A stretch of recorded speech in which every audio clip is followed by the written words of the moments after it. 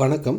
நிறைய பேர் அவங்களுக்கு தேவையான பிபிடி டெக்கை என்ன பண்ணுறாங்க அப்படின்னா ஆன்லைனில் டவுன்லோட் பண்ணி அப்படியே யூஸ் பண்ணுறாங்க. இதனால் என்ன ஆகுது அப்படின்னா பிபிடியில் இருக்கக்கூடிய ஒரு பேசிக் நாலேஜ் கூட அவங்களுக்கு இருக்கிறது இல்லை. இதனை தவிர்க்கும் விதமாக தான் ஒரு பிபிடி டெக்கை எப்படி கிரியேட் பண்ணுறது அப்படிங்கிறதுக்கான டுட்டோரியல்ஸை நம்ம சேனலில் தொடர்ச்சியாக போட்டுக்கிட்டு இருக்கேன். அதற்கான பிளேலிஸ்ட் லிங்க் டிஸ்கிரிப்ஷனில் இருக்குது. நீங்கள் வேணும்னா அதை கிளிக் பண்ணி வாட்ச் பண்ணலாம்.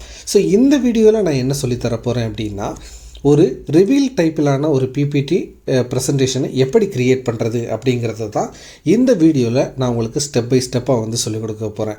ஸோ இந்த ஸ்லைடு எப்படி இருக்கும் அப்படிங்கிறதுக்கான டெமோவை உங்களுக்கு காட்டுறேன், நீங்கள் பாருங்கள். ஜஸ்ட் இப்போ ப்ரிவ்யூ கொடுத்துட்டேன். ஸோ இப்போ நான் நெக்ஸ்ட் ஸ்லைடுக்கு போகிறேன் அப்படின்னா அப்படி சூப்பராக ட்ரான்சிஷன் கொண்டு போயிட்டு அந்த டெக்ஸ்ட்டை பார்த்திங்கன்னா ரிவீல் பண்ணும். ஸோ இது நிறைய பேருக்கு நிறைய இடத்துல யூஸ்ஃபுல்லாக இருக்கக்கூடிய ஒரு பிபிடி ப்ரெசன்டேஷனாக இருக்கும். ஸோ அதை தான் இந்த வீடியோவில் எப்படி பண்ணுறது அப்படிங்கிறத நான் சொல்லித்தர போகிறேன். ஸோ இப்போ நான் அதாவது இந்த ஸ்லைடு எல்லாத்தையுமே டெலீட் பண்ணிடுறேன். இப்போ ஃப்ரெஷ்ஷாக நம்ம இப்போ க்ரியேட் பண்ண ஆரம்பிக்கலாம். ஸோ இப்போ நமக்கு ஒரு பிளாங்க் டெக் இருக்குது. இப்போ நம்ம ஃபஸ்ட்டு என்ன பண்ணணும் அப்படின்னா நமக்கு தேவையான இமேஜை இங்கே இன்சர்ட் பண்ணணும். ஸோ இப்போ எனக்கு தேவையான இமேஜை நான் கிளிக் பண்ணி இங்கே இன்சர்ட் பண்ணிடுறேன். ஸோ ஃபுல் ஸ்லைடுமே கவர் ஆகிற மாதிரி இதை ட்ராக் பண்ணி விட்டுக்கோங்க.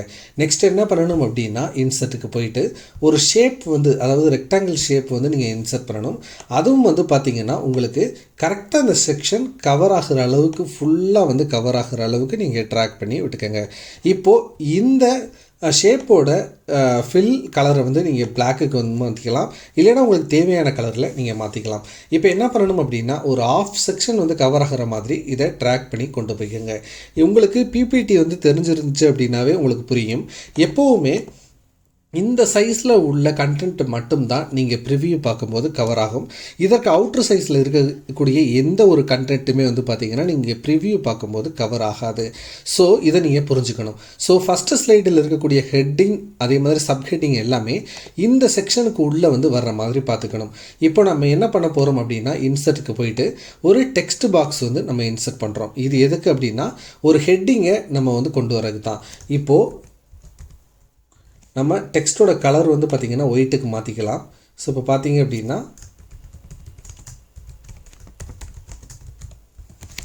இப்போது நம்ம டைப் பண்ணிட்டோம். இப்போ இதுக்கான சைஸை நமக்கு தேவையான அளவில் நம்ம இன்க்ரீஸ் பண்ணிக்கலாம். ஸோ இந்த மாதிரி இன்க்ரீஸ் பண்ணிவிட்டு ஸோ ஜஸ்ட்டு நம்ம நெக்ஸ்ட் என்ன பண்ண போகிறோம் அப்படின்னா ஒரு சப்ஹெட்டிங் இன்சர்ட் பண்ண போகிறோம். அதற்காக ஒரு டெக்ஸ்ட் பாக்ஸை இங்கே இன்க்ளூட் பண்ணுறோம். ஸோ இந்த கண்டென்ட் எல்லாமே அந்த விசிபிள் செக்ஷனுக்குள்ளே இருக்க மாதிரி நம்ம பார்த்துக்கணும். ஸோ இப்போ நம்ம ரெண்டையுமே பண்ணிட்டோம். இப்போ நம்ம நெக்ஸ்ட்டு இன்னொரு கண்டென்ட் நம்ம எலாபரேட் பண்ணுறதுக்காக பார்த்திங்கன்னா இந்த செக்ஷனில் கொடுக்க போகிறோம். இது ஃபஸ்ட்டு ஸ்லைடில் விசிபிள் ஆகாது. பட் நமக்கு ஒரு ரெஃபரன்ஸுக்காக அதையும் இந்த செக்ஷனில் கொடுக்குறோம். அதை டைப் பண்ணுறதுக்காக ஒரு டெக்ஸ்ட் பாக்ஸை இந்த அவுட்ரு சைடு நம்ம கொடுக்குறோம். ஸோ இப்போ பார்த்திங்க அப்படின்னா இதில் இல்லாத மாதிரி நம்ம கொஞ்சம் தள்ளி வச்சுக்கணும். ஓகேங்களா? ஸோ இப்போ நம்ம ஏற்கனவே கண்டென்ட் டைப் பண்ணி வச்சுருக்கோம். அதை காப்பி பண்ணி இந்த டெக்ஸ்ட் பாக்ஸுக்குள்ளே நம்ம பேஸ்ட் பண்ணுறோம். பேஸ்ட் பண்ணிவிட்டு டெக்ஸ்ட்டோட கலரை நம்ம ஒயிட்டுக்கு மாற்றிட்டோம். இப்போ ப்ரிவ்யூ நீங்கள் பார்த்தீங்க அப்படின்னா உங்களுக்கு ஹெட்டிங் மட்டும்தான் ஷோ ஆகும். நீங்கள் இங்கே சைடில் இருக்கக்கூடிய இந்த கண்டென்ட் ஷோ ஆகாது. இப்போ என்ன பண்ணணும் அப்படின்னா ஜஸ்ட் இந்த ஷேப்பு அதே மாதிரி இந்த டெக்ஸ்ட் பாக்ஸு இந்த டெக்ஸ்ட் பாக்ஸு இதை பண்ண வேணாம். இதை எல்லாத்தையுமே பண்ணிவிட்டு ஃபார்மெட்டை கிளிக் பண்ணிவிட்டு மெர்ஜ் ஷேப்ஸ் அப்படின்னு சொல்லிட்டு இருக்கும். இதுக்கு போனீங்க அப்படின்னா கம்பைன் அப்படின்னு சொல்லிட்டு ஒரு ஆப்ஷன் இருக்கும். இதை கொடுத்தீங்க அப்படின்னாவே உங்களுக்கு இந்த டெக்ஸ்ட் எல்லாமே டிரான்ஸ்பரண்ட்டாக மாறிடும். தென் நீங்கள் என்ன பண்ணணும் அப்படின்னா இந்த ஸ்லைடை அப்படியே காப்பி பண்ணி பேஸ்ட் கொடுத்துருங்க.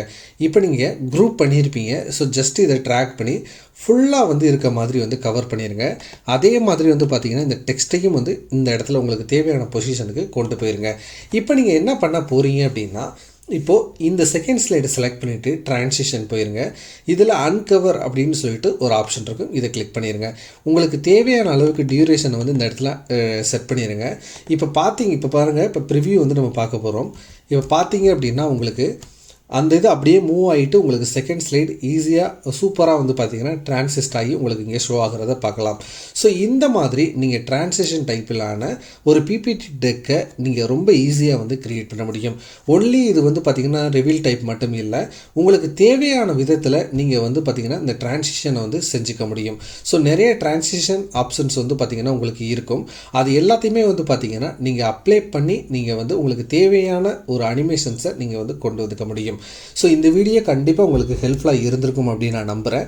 இந்த மாதிரி நிறைய பிபிடி டெக்ஸ் டிசைனிங்ஸ் டுட்டோரியல் வந்து பார்த்திங்கன்னா நம்ம சேனலில் இருக்குது. அதற்கான லிங்க் டிஸ்கிரிப்ஷனில் இருக்குது.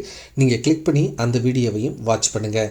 தேங்க்ஸ் ஃபார் வாட்சிங். இது ஸ்ரீ டெக் டாக்ஸ். நான் உங்கள் ஸ்ரீதரன். வணக்கம்.